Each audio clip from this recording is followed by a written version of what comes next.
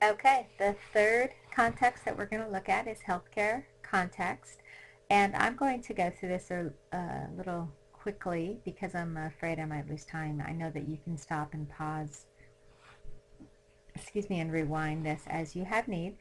So the first slide just discusses some of the consequences of culture on healthcare in terms of, obviously if we're dealing with healthcare, we're talking about life and death issues, things that are very important. And so doctors and nurses and people in healthcare industry really need to have savvy cultural skills. You can read this.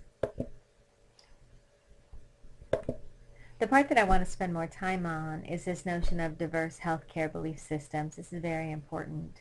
There are three fundamental healthcare belief systems: the supernatural, magic, religious tradition, which is oftentimes considered third world or tribal cultures; holistic traditions, which is many of your Asian traditions, and looks at the big picture; and then the scientific biomedical tradition, which is generally Western medicine. So let's take them one at a time and explore them a little bit deeply. With each one, I want to talk about the underlying premise, the view of the cause of illness, and then how to treat illness. So the first one was supernatural magical tradition. What are some of the underlying premises? Basically, that what is occurring, fate, depends entirely on the actions of God or the supernatural deity.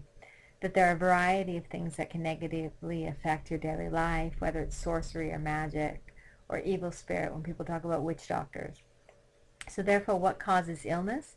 Well, illness is attributed to spiritual factors. The gods are angry, you offended, you didn't give an offering, so on and so forth. So then the treatment of that illness is how to create a positive association between the patient and the relevant spirits or deities, or the removal of the negative or evil spirit, whether it's an exorcism or something like that.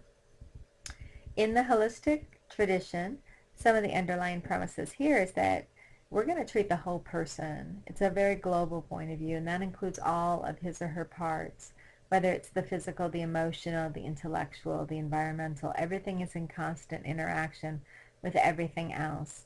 If someone suppresses anger over a long period of time, they're likely going to get a physical illness. So therefore, we don't just treat the body, we also have to treat the heart and the mind. And so it's this connection between heart, mind, and body that influences how people interact, and add to that their environment.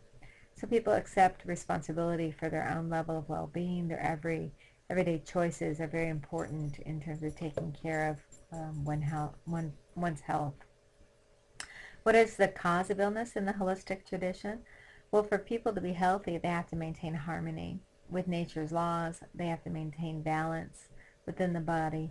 They have to willingly adjust and adapt to changes within their environment and adjust to the physical world rather than attempting to only control the physical world. And so therefore, treatment has to do with maintaining balance, getting back in balance if you have gotten out of sync. And so many times you'll have this traditional, holistic, sort of a folk healing approach. The scientific biomedical tradition is what we are familiar excuse me, with in the U.S. Some of the underlying premise is that poor health is a physical phenomenon that can be explained, can be identified, and can be detected, and so therefore we're going to diagnose it, we're going to treat it with physical means. It focuses on an objective diagnosis. It focuses on a scientific explanation of disease. It doesn't necessarily take into account a person's physiological, emotional, or social beliefs or values or norms, and doesn't really look at those in terms of affecting health and illness. So what's the cause of illness in the biomedical? When a person's condition deviates from established norms, then obviously illness can result. So therefore the treatment is to remove the illness-causing agent, and that can be surgery or something of that nature. Language diversity influences healthcare for obvious reasons, and the book discusses the notion of interpreters. Lastly, what is effective healthcare communication? And your book closes with a section about knowing your own culture, your own biases, and creating your effective communicative strategy.